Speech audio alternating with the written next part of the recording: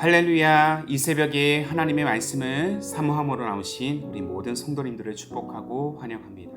오늘 우리에게 주시는 하나님의 말씀은 디도서 2장 1절부터 15절까지입니다. 본문의 말씀을 제가 봉독합니다.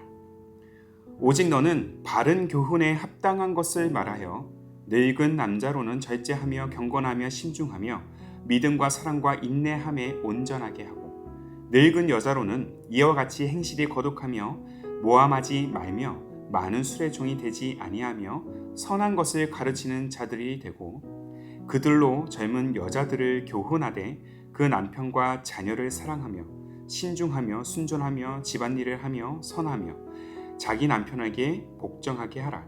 이는 하나님의 말씀이 비방을 받지 않게 하려 함이라. 너는 이와 같이 젊은 남자들을 신중하도록 권면하되 범사에 내 자신이 선한 일에 본을 보이며 교훈에 부패하지 아니함과 단정함과 책망할 것이 없는 바른 말을 하게 하라. 이는 대적하는 자로 하여금 부끄러워 우리를 악하다 할 것이 없게 하려 함이라. 종들은 자기 상전들에게 범사에 순종하여 기쁘게 하고 거슬러 말하지 말며 훔치지 말고 오히려 모든 참된 신실성을 나타내게 하라. 이는 범사에 우리 구주 하나님의 교훈을 빛나게 하려 함이라.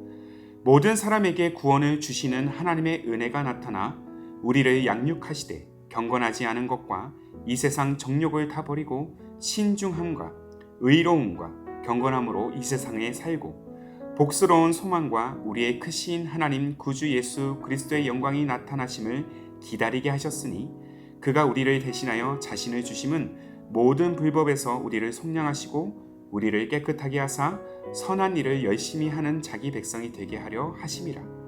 너는 이것을 말하고 권면하며 모든 권위로 책망하여 누구에게서든지 업심여김을 받지 말라. 아멘.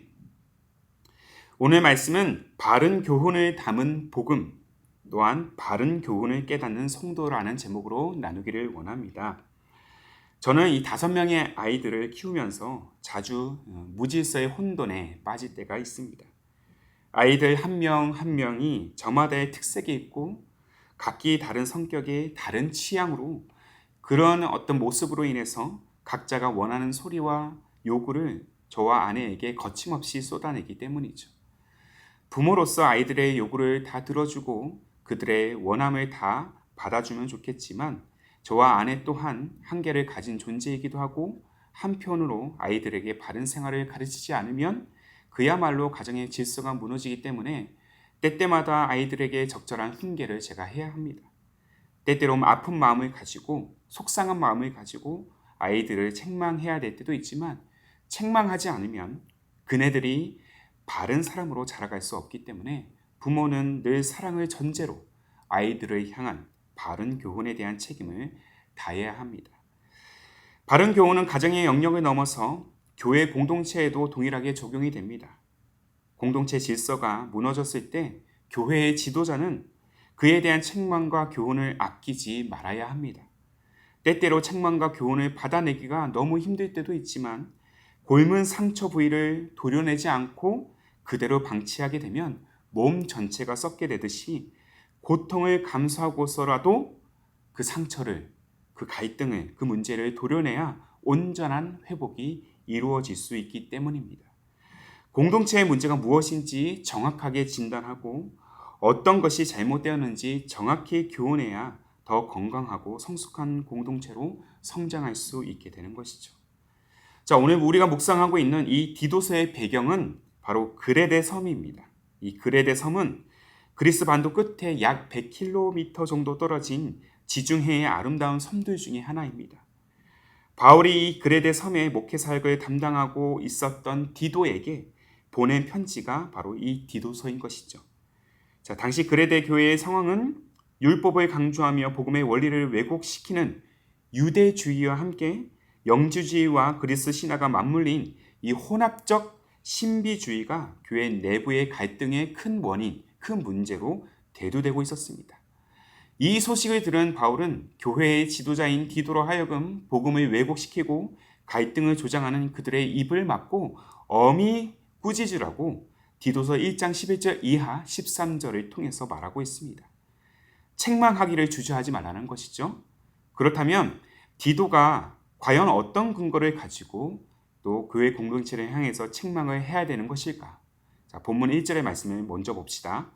오직 너는 바른 교훈에 합당한 것을 말하여 라고 나와 있죠. 바른 교훈의 이 바른의 원어적인 의미는 강건함을 의미합니다. 그래서 이 바른 교훈에 합당하는 것을 말하라는 그 의미는 건강한 교회로 나아가기 위한 교훈을 가르치다라는 그 의미를 담고 있어요. 앞서 언급한 바와 같이 이 교회 공동체가 건강하게 세워지려면 다친 부위를 찾아내서 그 상처를 도려내고 약을 발라야 합니다. 고통을 감수하고서라도 그렇게 우리는 회복을 위해서 그 고통의 과정을 지나야 한다는 의미인 것이죠. 그래야 상처가 아물고 다시 건강한 상태로 회복할 수 있습니다. 바울은 디도에게 그레데 교회 성도들에게 바른 교훈을 어떻게 전달할지 세대별로 세세하게 가르치고 있어요. 인생의 풍파를 통해 바른 교훈을 그 경험을 통해서 얻은 그런 연로한 자들이 젊은이들에게 선한 것을 가르치고 또한 지도자는 성도들에게 선한 행실의 모범이 되고 가르치는 일에 순수하고 위험 있는 태도를 보여주어야 하면서 또한 동시에 섬기는 자들은 지도자 혹은 리더의 말에 순종하고 거슬러 말하지 말고 신실한 삶을 살도록 하라는 것입니다. 이 모든 일을 통해서 하나님의 교훈을 빛내는 공동체가 될 것이라고 말하고 있습니다. 그러나 무엇보다 중요한 것은 이 모든 교훈의 근간은 다름 아니라 복음에서 출발해야 합니다. 우리 모두 하나님의 은혜로 구원받은 존재로서 모든 경건하지 않는 것과 이 세상의 헛된 정욕을 버리고 경건함으로 강건함으로 이 세상을 살아가면서 그리스도의 영광을 드러내는 삶이 바로 바른 교훈의 시작임을 결코 간과해서는 안 될 것입니다. 복음을 위하여 선의 가치를 실현하고 복음을 위하여 선한 행실의 본을 보이는 것이 그리스도인들이 가진 책임이라는 것이죠. 복음에서 시작되지 않은 선과 행실은 결코 완전할 수 없습니다. 바른 교훈을 담아낸 복음이 중심이 될 때 성도는 그 교훈을 온전히 깨달아서 건강한 신앙, 강건한 공동체의 일원으로서 나아갈 수 있다라는 것이죠. 바울도 이 사실을 동일하게 말하고 있습니다. 자, 본문 15절 말씀이에요. 너는 이것을 말하고 권면하며 모든 권위로 책망하여 누구에게서든지 업심여김을 받지 말라. 여기서 이것을 말하고의 이것은 바로 직전 구절까지 언급한 복음에 대한 내용입니다. 그러므로 사랑하는 성도 여러분, 건강한 신앙을 위해서 또한 복음을 통한 변화된 인생을 세상에 드러내기 위해서 우리는 바른 교훈을 담은 메시지를 기꺼이 듣는 자가 되기를 원합니다. 한 가지 안타까운 사실이 있다라면 시대를 거듭할수록 이 바른 교훈을 전하는 메시지가 점점 사라지고 있는 동시에 이 바른 교훈을 듣고 자신의 영적인 상태를 돌아보는 영혼들이 점점 줄어들고 있다는 것입니다. 그저 내게 위로와 소망이 되는 메시지, 편의와 기호에 맞는 메시지를 찾기를 원합니다. 물론 우리는 복음과 말씀을 통해서 날마다 위로와 소망을 발견하고 또한 그 소망을 가져야 합니다. 그러나 귀에 듣기 좋은 메시지만 찾는 신앙은 결코 건강한 신앙이 될 수 없습니다. 영혼의 배인 죄의 흔적들을 돌아보지 않고 그저 나의 원함만을 채우려고 한다면 이는 오히려 독이 되어서 영혼을 썩게 만들 것입니다. 때때로 마음이 아프더라도 내 영혼을 책망하고 바로 세우는 이 바른 교훈, 하나님의 말씀에 저와 여러분은 주목해야 될 것입니다. 당장은 힘들지만 이 과정이 내 영혼을 또한 나의 믿음을 더 견고히 단련시킬 것입니다. 무엇보다 날마다 복음을 붙들고 내 영혼이 지금 복음에서 벗어난 삶을 살고 있지는 않은지를 스스로 한번 점검해 보시기를 바랍니다. 바른 교훈을 담은 이 복음만큼 우리 영혼을 건강하게 만드는 것은 없습니다.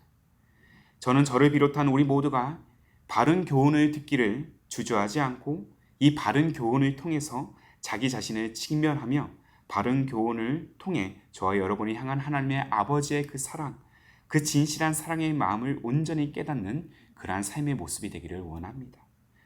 바른 교훈을 담아낸 복음을 여러분들 주목하십시오. 그리고 바른 교훈을 통해서 그리스도의 선한 능력을 드러내는 삶을 여러분들 살아내십시오. 가정에서, 직장에서, 교회에서 우리가 바른 교훈, 이 건강한 영성을 위한 삶을 살기로 결단할 때 주님은 우리를 통하여 자신의 영광을 세상에 드러내실 것입니다.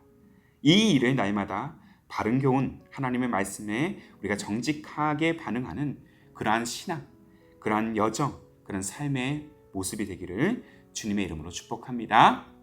아멘. 함께 기도합니다.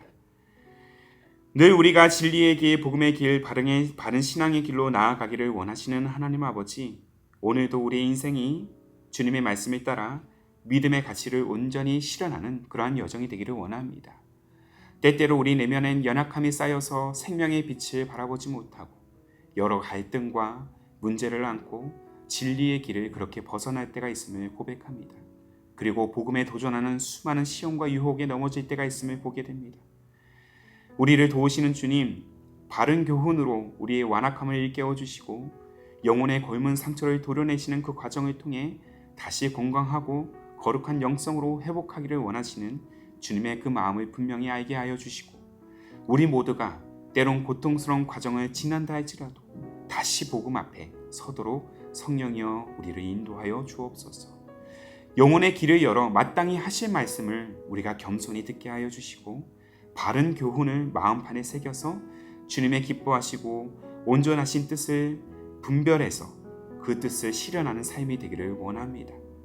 무엇보다 나를 넘어 우리 교회가 바른 신앙을 통해서 건강한 공동체로 세워지도록 마음을 모으게 하여 주시고 순종하도록 인도하여 주옵소서.